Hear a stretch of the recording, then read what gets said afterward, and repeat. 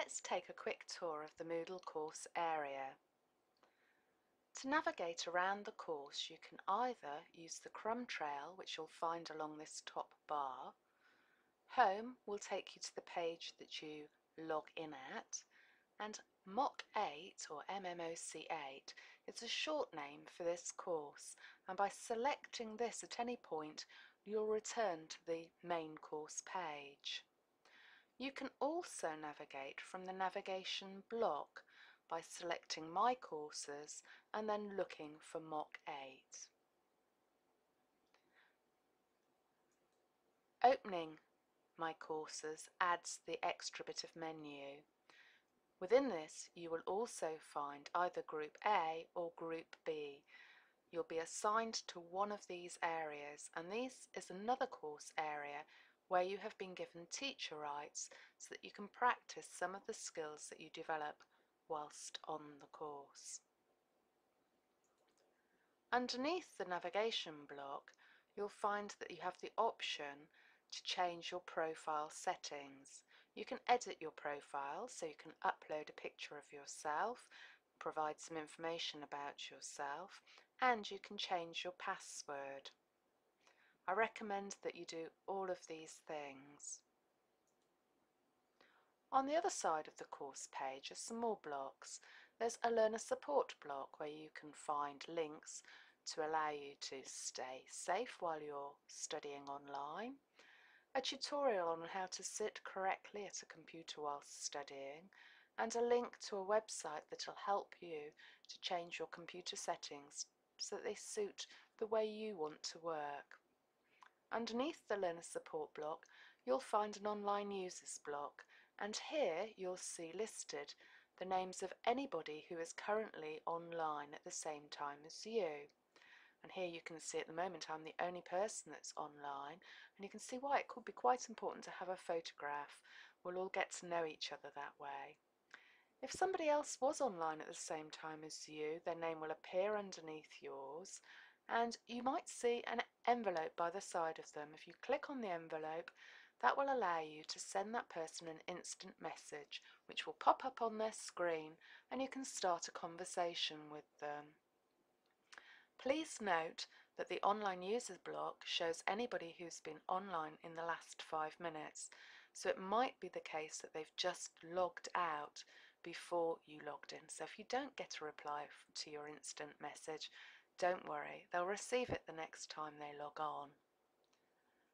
Underneath the online users block is the calendar block, and here you'll find highlighted any important dates. So today, the start of the course, the 7th of November, is highlighted, and if you hover over the date, it'll open up a new box, and within that will be a link, and that'll provide you more information about that particular highlighted date. So here, on the start of course link, you'll find information about me being in the virtual classroom at 3 times during the day. So if you want to pop in and say hello to me and just check that you'll be able to access the virtual classroom for tutorials, then please do. I'd love to meet you.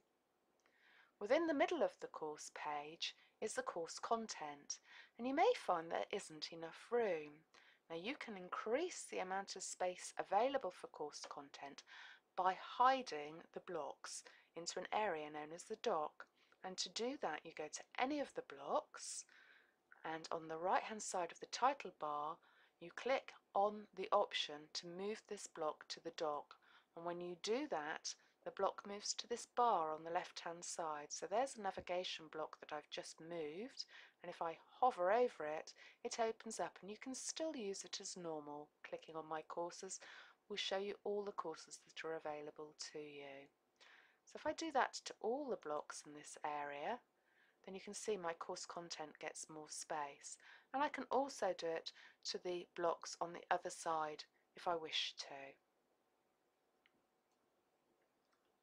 If I scroll down through the course area, you'll find that each week I upload news into this news area. I'll tell you the times of tutorials for that week, and I'll provide links to recordings that I've taken of tutorials and anything else that's important that you need to know about. Perhaps if we have maintenance to the system, it'll be listed there.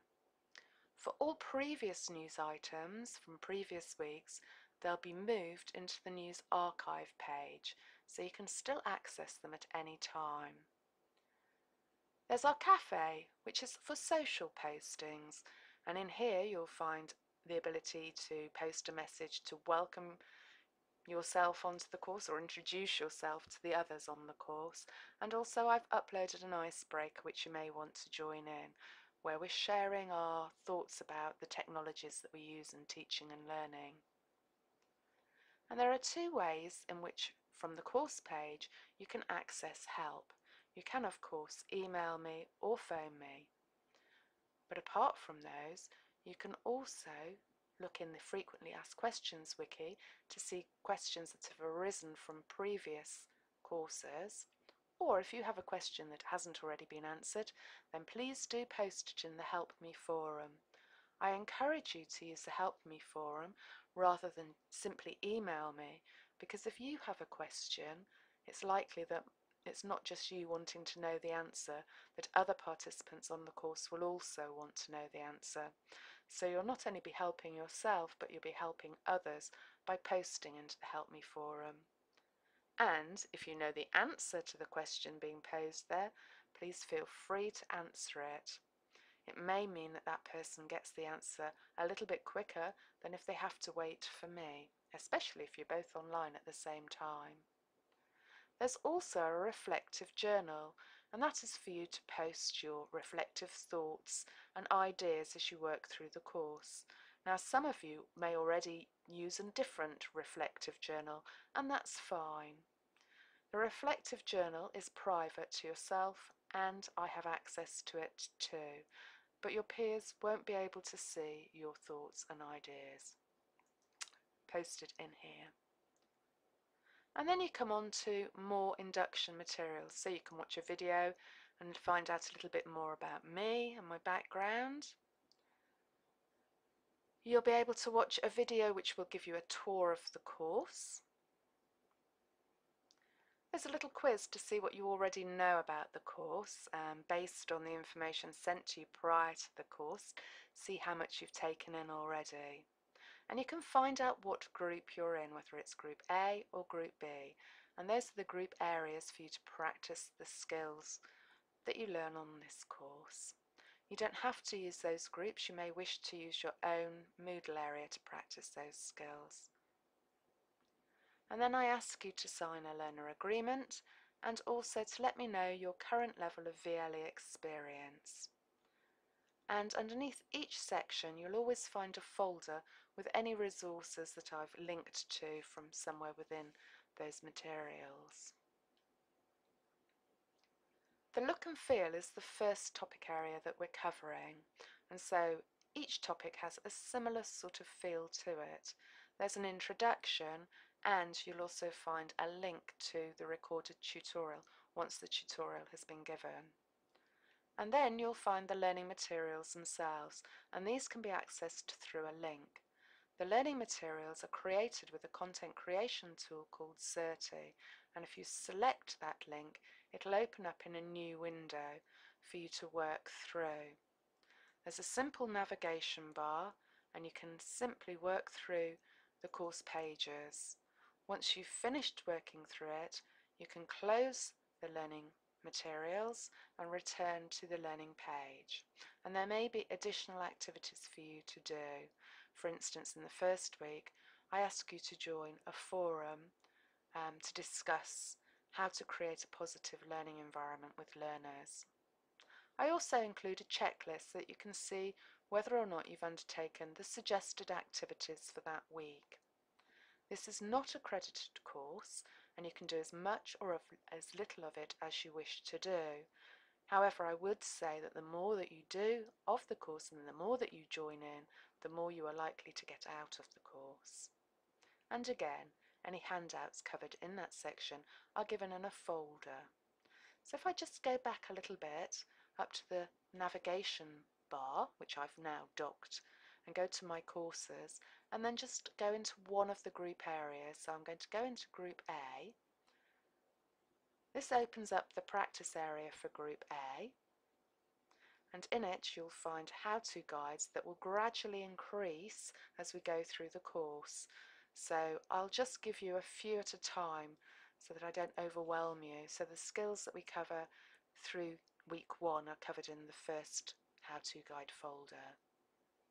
And then you'll find that there are various empty topic blocks.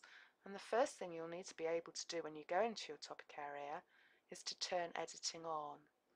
Once you turn editing on, a lot more symbols will appear, as you can see here, and these are the editing symbols which are explained in one of the guides.